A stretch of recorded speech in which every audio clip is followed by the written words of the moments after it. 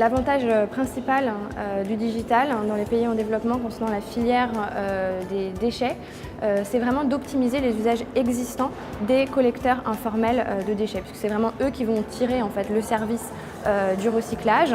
Et donc on a beaucoup de plateformes qui vont s'être développées et dont l'objectif va être d'optimiser la mise en relation entre les producteurs de déchets, vous, moi, les entreprises, et les collecteurs informels. Donc ça va permettre de réduire les coûts de coordination et également de réduire l'asymétrie d'information. Le secteur informel dans ces pays, surtout dans les villes, est très invisible.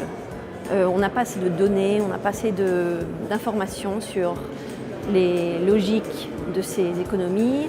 C'est une logique de débrouille, une logique qui a des codes invisibles, qui a des codes qui ne sont pas explicites, et donc difficile à capter l'impact de ces économies informelles. Donc le digital aide à essayer de promouvoir une cartographie.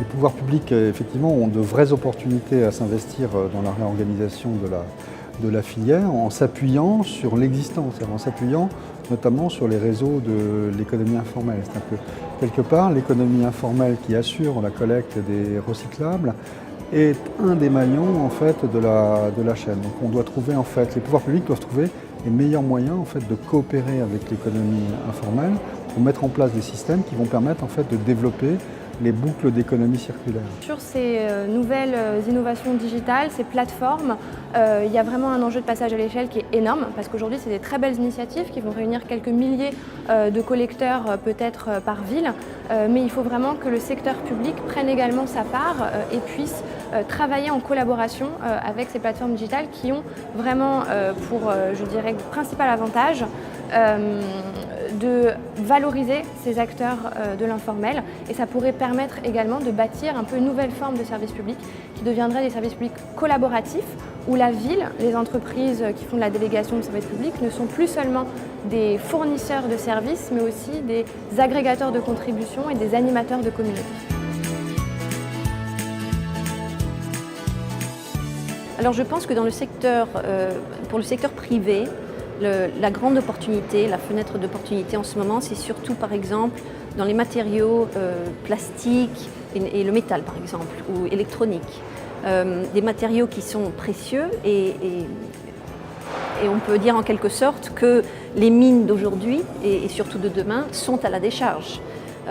Donc les entreprises s'en rendent compte, ils se rendent compte que justement si la plupart des déchets sont recyclés avant d'arriver à la décharge, ils doivent collaborer avec ces points intermédiaires, c'est-à-dire les entrepreneurs informels de collection de déchets pour essayer de récupérer les métaux précieux, les déchets électroniques qui sont dangereux au niveau de l'environnement et toxiques d'ailleurs, mais aussi très important à récupérer.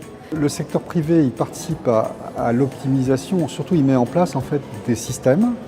Et il met en place des systèmes qui peuvent être basés sur le digital. Donc ils vont être en fait des systèmes qui permettent aux différents acteurs de se connecter, qui permettent aux différents acteurs d'interagir, qui permettent de capter et de vendre de la matière et quelque part finalement de passer de circuits informels à des circuits formels. Alors aujourd'hui, c'est vrai que tous les enjeux autour du recyclage, des déchets, du plastique, de l'aluminium, des cartons, c'est devenu vraiment un enjeu extrêmement important pour le secteur privé. Donc ils commencent aussi à s'intéresser un petit peu à ces initiatives qui vont allier digital et acteurs informels.